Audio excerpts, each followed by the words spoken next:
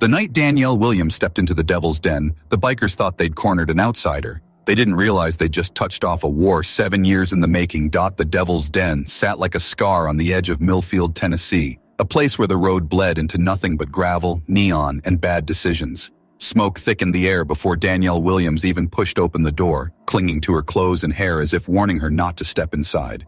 The glow of a failing jukebox painted the cramped room in flickers of red and amber, drowning in a Skinnerd tune that wheezed like a dying animal. Wooden tables bore the pockmarks of knives and beer bottles, every gouge a story no one dared to retell. Conversations didn't stop when Danielle entered, not all at once. They rippled outward, starting with the men closest to the door, the truckers hunched over cheap whiskey, the locals bent over pool cues, the women with cigarettes dangling from their painted lips, and spread until every eye had found her. A tall black woman in her mid-30s, jeans hugging long legs, a leather jacket zipped halfway, boots scuffed from miles walked. She wasn't flashy, wasn't asking for attention, but in a place like this, being different was more dangerous than walking an armed. Danielle carried herself with a posture born of discipline, shoulders squared, gaze calm, the quiet authority of someone who had seen worse places than this and lived to tell about it. She moved toward the bar as if she owned the floorboards, each step measured, eyes flicking briefly toward every exit, every shadow, cataloging threats without appearing to. The weight of her presence unsettled the room. By the time she slid onto a bar stool, the entire place was watching. The bartender was young, barely 25, with nervous hands that couldn't decide where to rest. His name tag read Eli. He looked like the kind of man who'd stumbled into this job because there were no better options. He poured her whiskey neat, voice dropping low as he set it in front of her. "Lady, you picked the wrong place tonight." Danielle lifted the glass, inhaled the burn, and let the faintest smile curl her lips. "Did I?" Eli leaned closer, his voice a warning cloaked in kindness.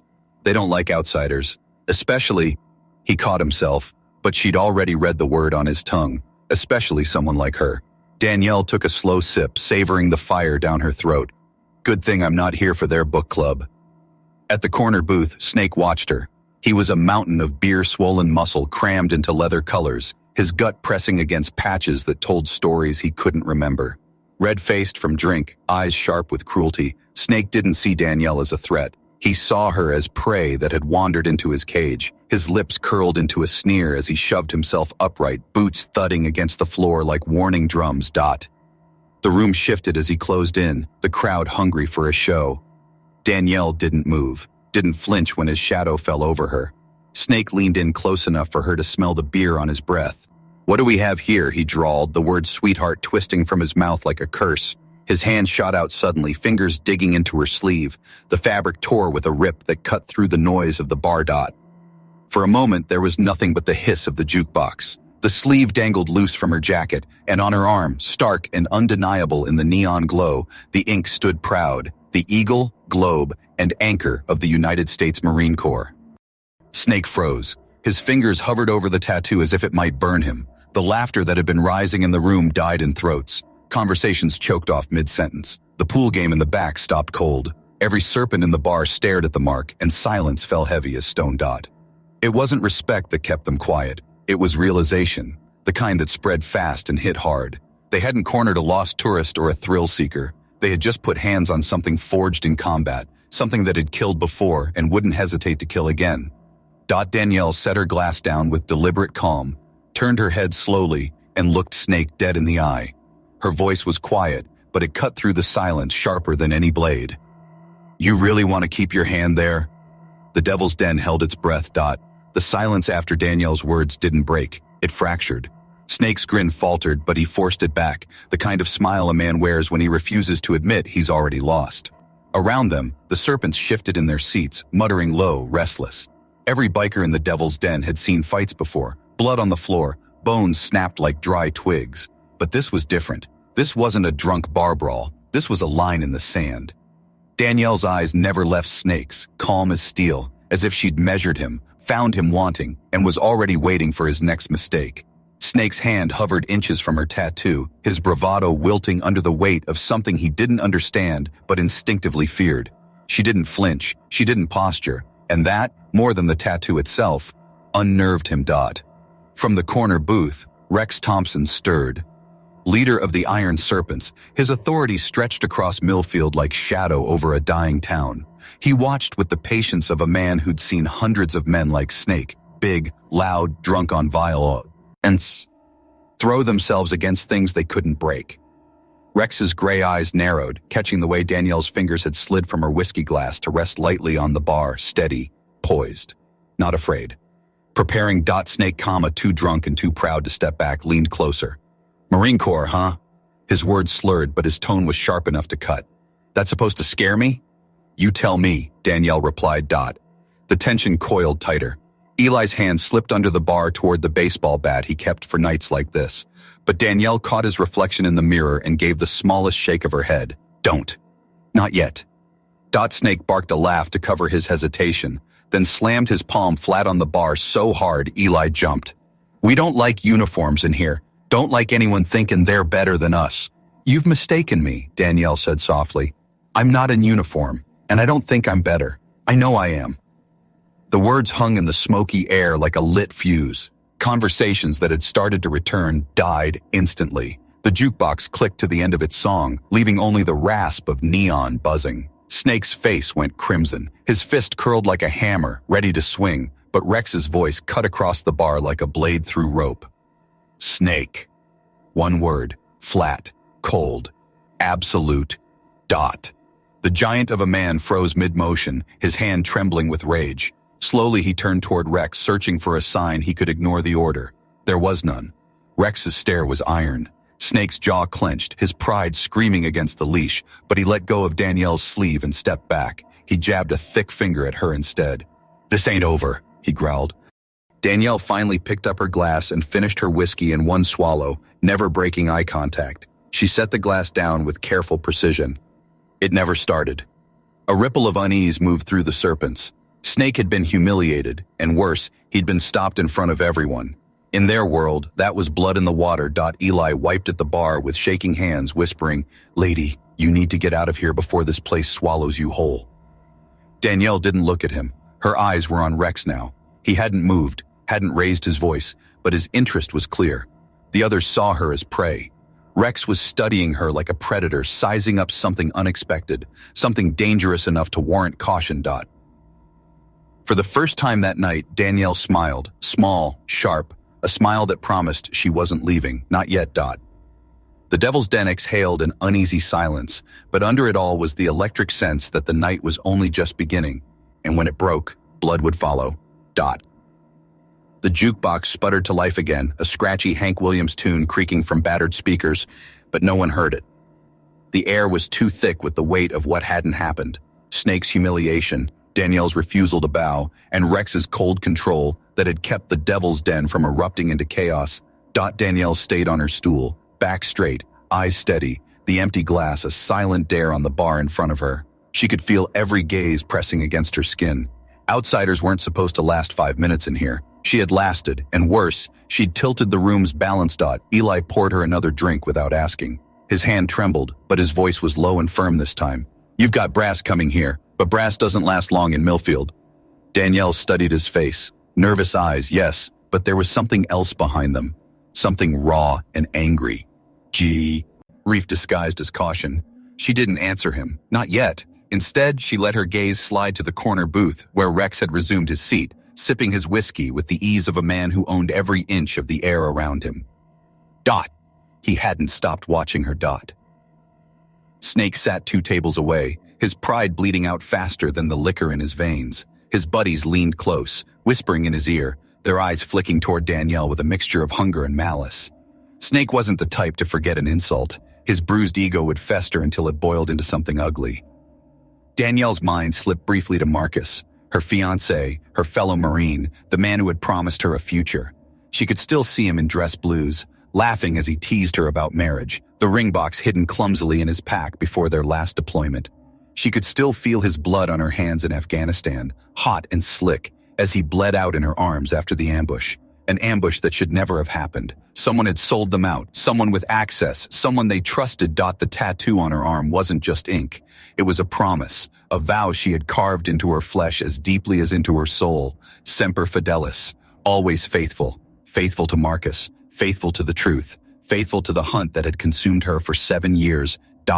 Her glass clinked softly against the bar, pulling her back to the present.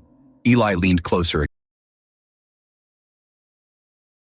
Died overseas, convoy hit, but he'd been asking questions before, about supplies that never reached their destination, about someone leaking intel. He told me.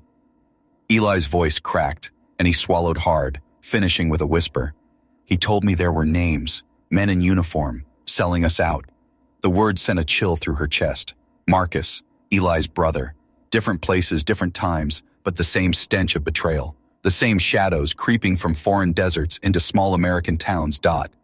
Before she could answer, the scrape of boots on the floor drew her attention. 3 men rose from a side table, their leather vests gleaming with serpent patches. They weren't laughing, weren't whispering. They moved with purpose, cutting through the haze of smoke and neon toward her. Snake followed a moment later, slower, meaner, a grin splitting his face like a wound. Danielle stayed seated, her pulse steady. She caught Rex's reflection in the mirror. He didn't move to stop them this time. His interest sharpened like a gambler pushing all his chips forward. Snake's hand twitched near his belt. Eli's hand went to the bat again, panic rising in his eyes. Danielle lifted her glass and sipped. Easy, she murmured without looking at Eli. Not your fight. Snake's shadow fell across her once more, the stink of sweat and cheap beer rolling off him. His voice dropped low, private, meant only for her ears. Marine, huh? Let's see if you bleed the same as the rest of us. The jukebox groaned into silence and the room held its breath again. Danielle set her glass down and turned her head just enough to meet Snake's eyes. If you try, she said, her voice like a blade sliding free of its sheath, you won't walk out of here. And for the first time that night, Snake wondered if maybe she wasn't bluffing. The night air outside the Devil's Den was cooler than Danielle expected, but its seawall carried the same menace as the smoke-filled bar. Gravel crunched under her boots as she walked toward her car, the neon sign buzzing faintly behind her like a dying insect. She'd hoped for a moment to breathe, to let the whiskey settle and the ghosts of Marcus fade from her mind. But the heavy footsteps trailing after her told her she wasn't going to get that luxury. Going somewhere, sweetheart? Snake's voice slithered across the parking lot, cruel and thick with drink. He wasn't alone. 2 serpents peeled from the shadows between parked bikes, spreading wide like wolves cutting off escape. The lot was half dark, lit only by a single flickering streetlight that cast long, distorted shadows across the cracked asphalt. Danielle didn't turn immediately. She counted the rhythm of their steps, the way their boots scuffed, untrained, impatient. Amateurs with weapons maybe, but amateurs nonetheless. When she finally stopped, she faced them squarely, her expression calm, her voice level. Just getting some air. Snake smirked, swaggering closer, his bulk swaying with alcohol and bravado. Air's free inside too. Out here, everything costs. His hand brushed the butt of the pistol tucked under his vest, making sure she noticed the younger of the 2 bikers, a jittery kid with needle scars dotting his forearms, pulled a knife from his boot. The blade caught the light and glinted like a promise of blood. We just want to chat, he said, voice too high, too shaky for the menace he wanted to project.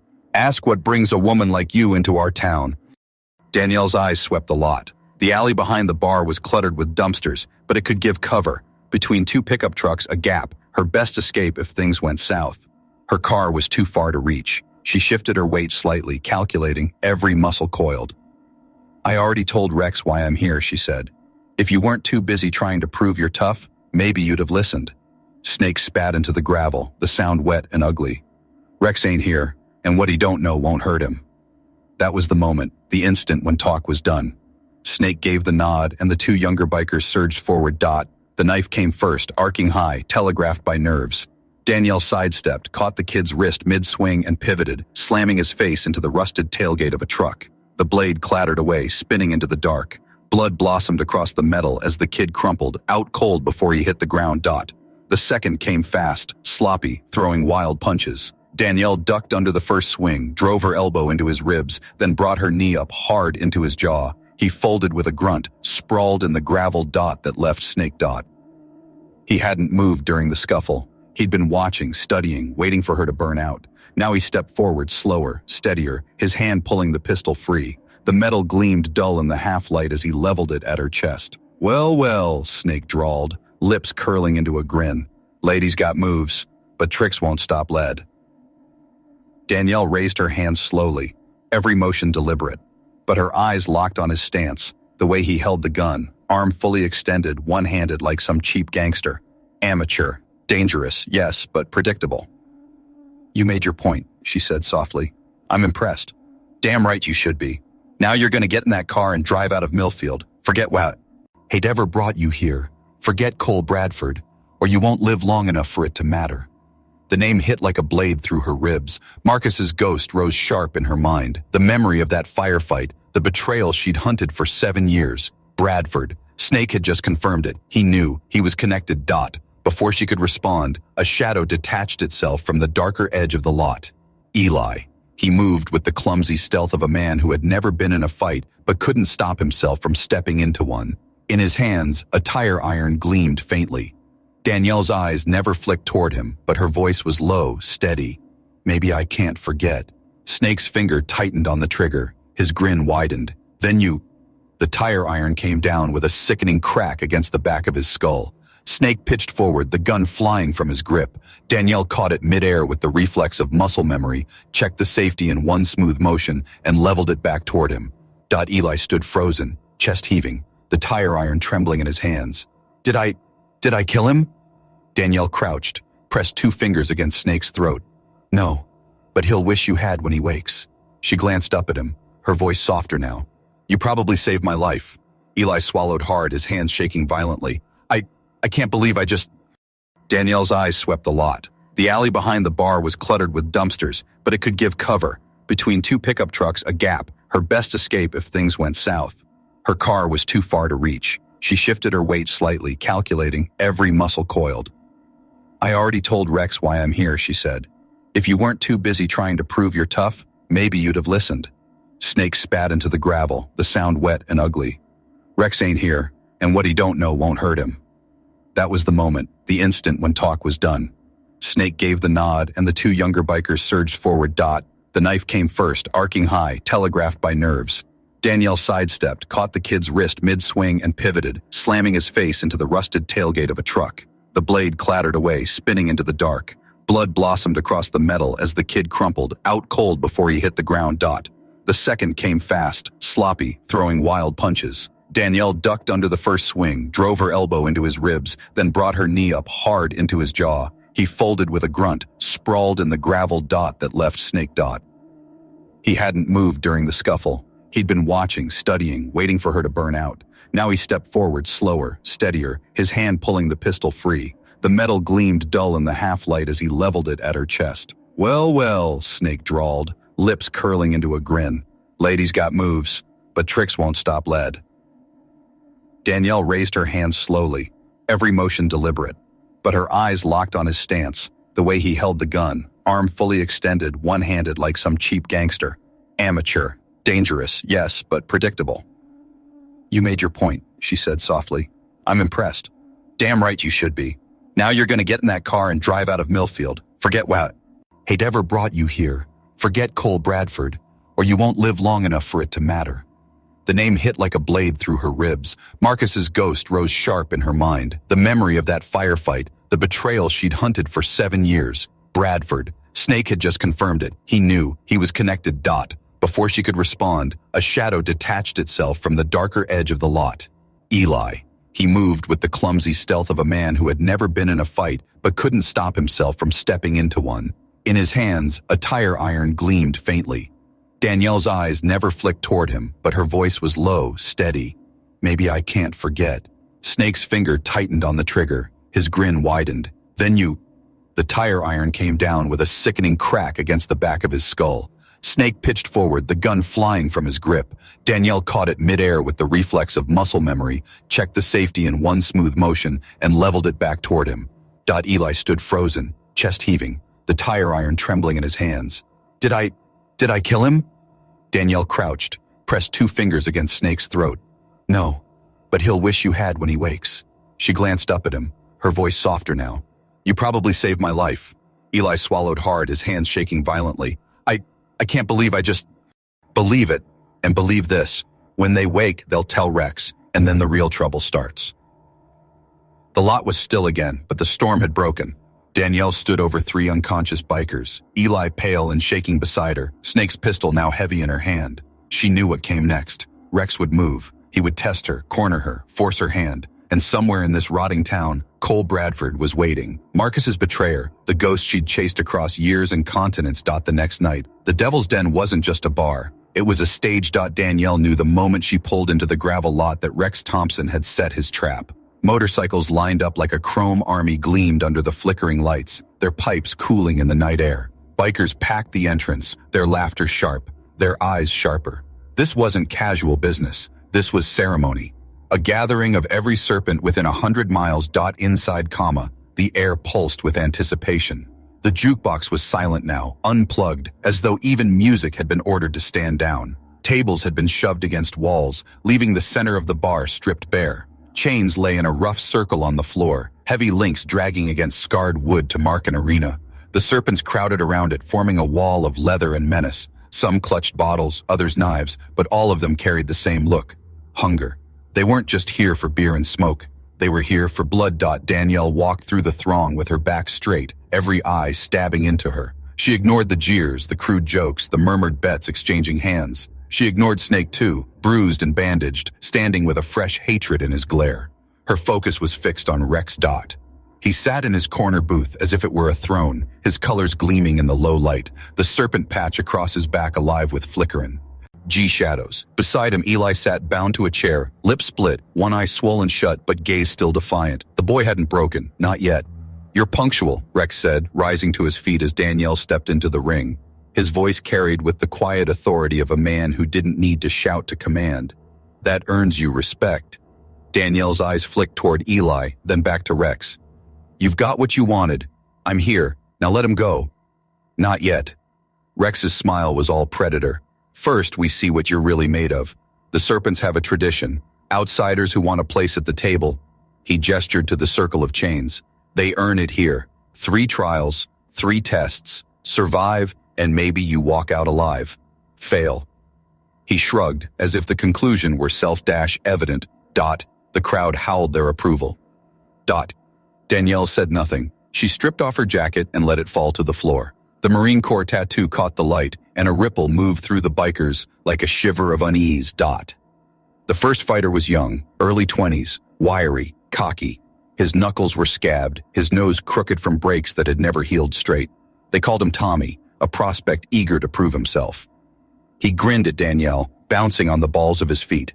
"Hope you're ready, sweetheart. I'm gonna enjoy this." He came at her fast, swinging wild, a storm of fists with no discipline.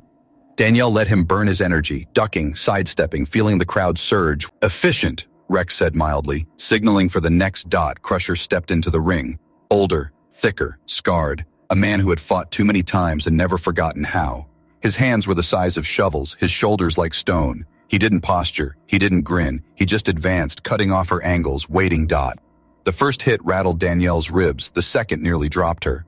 Crusher was no boy throwing haymakers. He was a machine built for punishment. She staggered, vision swimming, but muscle memory kept her moving. She let him come, waited until his bloodied fist swung wide, then slipped inside his guard. Her arm snaked around his throat, cutting off his windpipe. He thrashed like a bear, slamming her into the wall, into the floor, but she held on with the desperate strength of memory. Marcus dying in her arms, his blood hot, his breath gone. She squeezed until Crusher went limp. The crowd erupted, some in fury, others in exhilaration. Rex raised his hand, and silence fell again. His eyes were locked on Danielle, colder now, calculating. "One more," he said softly. "Let's see if your ghosts can carry you through." Vulture stepped forward, tall, lean, a scarecrow of scars with eyes that never blinked. He circled her, lips curled into a razor smile. "I looked into you, Marine," he hissed. 3 tours, Medal of Valor, and a fiancé named Marcus Rodriguez. Died in your arms, didn't he? Called your name as he bled out. The words hit harder than Crusher's fists. Danielle's chest iced over, fury surging. She lunged, rage overtaking discipline. That was what Vulture wanted. He kneed her hard in the stomach, dropped an elbow across her back, drove her into the floor. "Predictable," he sneered, his boots slamming into her ribs. "Grief makes people stupid." Danielle gasped, copper flooding her mouth. But when he reached to finish her, she caught his ankle, twisted, and snapped the bone with a sound that froze the room. Vulture screamed, crashing down. Danielle rose, bloodied but unbroken, and unleashed 7 years of fury. Every sleepless night, every betrayal, every whispered memory of Marcus. Her fists were relentless, her strikes merciless. When she finally stopped, Vulture wasn't moving. The serpents were silent, the air heavy with shock. Danielle staggered, chest heaving, blood dripping from her split lip. She turned to Rex. Her voice was ragged, but it carried. "Now, we talk." Rex clapped slowly, the sound like gunshots in the stillness. "Impressive," he said, his smile sharp as a blade. "Brutal, but impressive." He poured 2 glasses of whiskey, sliding one across the table with casual grace. "You've earned this. Sit." And as Danielle lowered herself into the seat across from him, she realized the fights had only been the prelude. The real test, the real war, was about to begin. The serpents had cleared the floor. Blood still stained the wood, but the crowd had melted to the edges, their shouts replaced by whispers. Danielle sat opposite Rex at the corner booth, her body battered, ribs aching, lips split, but her eyes were steady. She had survived the gauntlet. Now came the real fight. Rex slid a glass across the table. "You've earned it," he said, his voice deceptively calm. He studied her like a man dissecting an opponent before a chess match. "Most people don't make it past Crusher. Nobody makes it past Vulture." Danielle didn't touch the glass. "I didn't come here for whiskey." Rex chuckled, low and gravelly. "No, you came for ghosts. You came for answers. Problem is, answers don't come cheap in this town." He leaned forward, gray eyes glittering like storm clouds. "So tell me, Marine, what exactly are you hunting?" She gave him nothing, her silence sharp as the knife she wished she had in her hand. Rex's smile widened. "Then maybe I'll tell you what you're really after." He gestured, and 2 bikers dragged a figure into the room. The man's hands were zip-tied, his face bloodied, but the scar running from his ear to his jaw was unmistakable. Danielle's stomach turned to stone. Cole Bradford. 7 years of chasing shadows. 7 years of rage and sleepless nights. And there he was, alive, shackled, shoved to his knees in the serpent's den. Rex stood over him like a puppeteer, his bulk casting a long shadow. "This man's been useful," he said. "Real useful. Moved information, moved weapons, made a lot of people rich. But lately..." Rex grabbed Cole by the hair, yanking his head back so Danielle could see his face. "Lately he's been more trouble than he's worth." Cole coughed, spat blood on the floor, and lifted his eyes. They found Danielle, recognition flashing, followed by something stranger, relief. "Danielle," he rasped. "You don't understand." Her fists clenched so tight her nails cut into her palms. "I understand enough. You sold us out. You killed Marcus." Rex laughed, loud and sharp, startling the men around him. "Oh, this is rich. The girl finally finds her traitor and she thinks it's all that simple." He leaned close, his voice dropping to a dangerous whisper. "Cole wasn't working alone. He never was. There's an entire network out there. Contractors, officers, politicians. They call themselves the Meridian Group. And you, Marine, just stepped right into the middle of it." Danielle's pulse thundered in her ears. Meridian Group. The name fit like a puzzle piece into every whisper, every half-clue she'd followed across continents. This wasn't just betrayal. This was a machine. Rex straightened, his grin wolfish. "Tomorrow night, we auction Cole to the highest bidder. He's full of secrets, account numbers, offshore banks. People will pay fortunes to keep him breathing or to watch him die slow. Either way, I win." Cole struggled against his restraints, his voice breaking. "I already told them, Rex. I told them everything." The room stilled. Rex's smile faltered. "What?" Cole coughed again, blood flecking his lips, but his words rang with grim satisfaction. "Military intelligence, FBI. I made the calls, sent the files, every account, every shipment, every dirty name. They're coming, right now." The serpents erupted, voices overlapping in panic. Some surged for the exits, others shouted at Rex for orders. But Rex's world was crumbling too fast for his command to matter. He turned on Cole, rage boiling in his eyes. "You lying son of a..." But then the lights died. A heartbeat of darkness, broken only by the pulse of emergency lamps glowing red. Outside, engines roared, black SUVs flooding the lot, doors slamming, boots pounding gravel.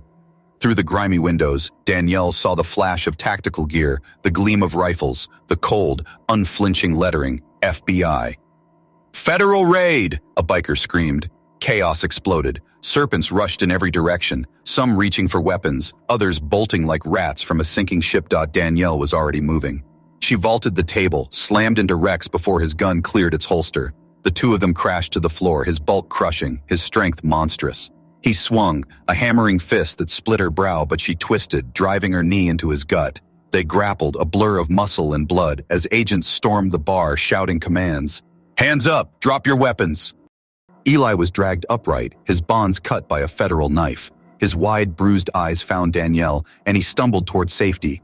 Cole was still on his knees, zip-tied, half broken, but smiling through blood. "Told you," he whispered, as agents hauled him up. "Told you it was bigger than me." Rex roared like a beast, slamming Danielle against the wall. His gun clattered inches from her hand. She lunged, grabbed it, spun, and leveled it at his chest. The agents swarmed in, weapons raised. "Drop it!" they barked, voices echoing. For a long moment, Rex froze, chest heaving, eyes wild. His empire was gone. His serpents were scattering. His protection was shattered. He had one choice left, and Danielle saw it the instant before he made it. "This isn't over," Rex hissed. He jammed the barrel under his chin and pulled the trigger. The shot cracked like thunder. Silence fell. Danielle stood shaking, blood dripping down her face, the gun heavy in her hand. Around her, agents secured the scene, cuffing bikers, gathering evidence. Eli collapsed into the arms of a medic. Cole was dragged toward an armored van, still smiling through split lips, his future sealed in courtrooms and prison cells. Danielle leaned against the wall, chest burning, ribs aching. 7 years of rage, of sleepless nights, of Marcus's ghost whispering in her ear, and it had come to this. Not revenge, not execution, but exposure. The network laid bare. Justice, maybe, clawed from the shadows. As dawn bled into the Tennessee sky, Danielle stepped out of the Devil's Den, the Marine Corps tattoo on her arm raw under the cold air. For the first time in years, the weight of vengeance had shifted. The war wasn't over. It had only changed battlefields.